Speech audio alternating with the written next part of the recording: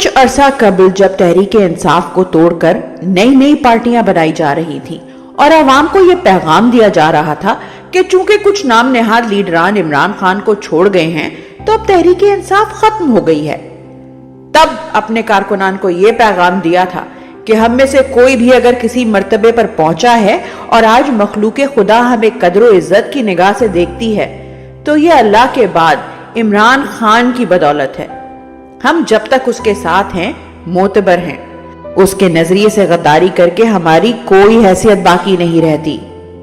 आज मैं अल्लाह का बहुत शुक्रगुजार हूं कि उसने मेरी बात की लाज रख ली, क्योंकि जमीनी खुदाओं को यह गुमान है कि कबूलियत के फैसले वो करते हैं।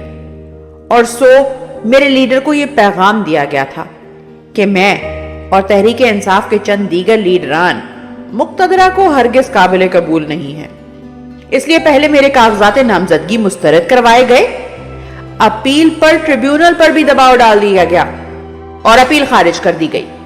फिर निगरान हुकूमत की जानिब से हाई कोर्ट पे मेरी अपील पर भी खलल डालने की कोशिश की गई।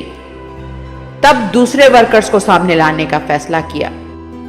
बड़े बड़े नामों के मुकाबिल हमने अपने वर्कर्स को लड़ाया और अल्हम्दुलिल्लाह अल्लाह ने मुझे अपने लीडर और अपने लोगों के सामने सुरखरू किया। हमेशा की तरह हमने ना सिर्फ सवात की 11 में से 11 सीटें भारी अक्सरियत से जीती हैं, बल्कि पूरे मालाकंड रीजन से कौमी असेंबली की तमाम नशिस्तें तहरीक इंसाफ को मिली हैं।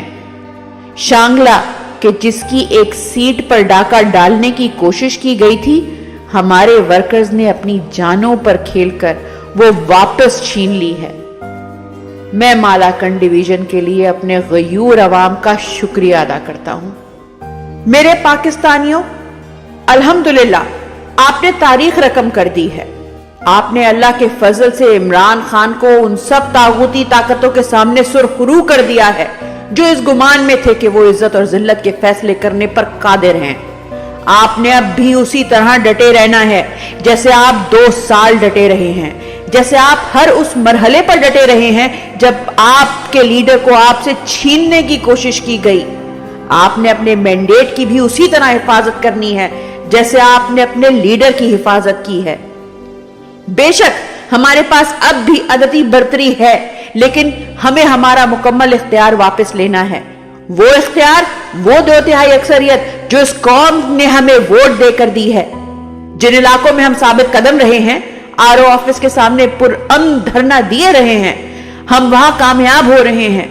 जिन जिन हलकों के फॉर्म 45 हमारे पास मौजूद हैं और उसके बावजूद वो हलके हमसे धांधली करके लिए जा रहे हैं, हमने वो सीटें वापस लेने तक बैठे रहना है। अपनी जीत पर मोहर जब्त करने तक सब्र और इस्तकामत से मुकाबला करना है। किसी साजिश, किसी इंतशार की चाल कामयाब होने नहीं देनी। मंजिल के इतने करीब पहुंचकर किसी को अपने हौसले पस्त करने नहीं देने। डटे रहना है अपनी गैरत, अपनी खुददारी, अपने लीडर, अपने मुस्तकबिल के लिए, अपने पाकिस्तान के लिए।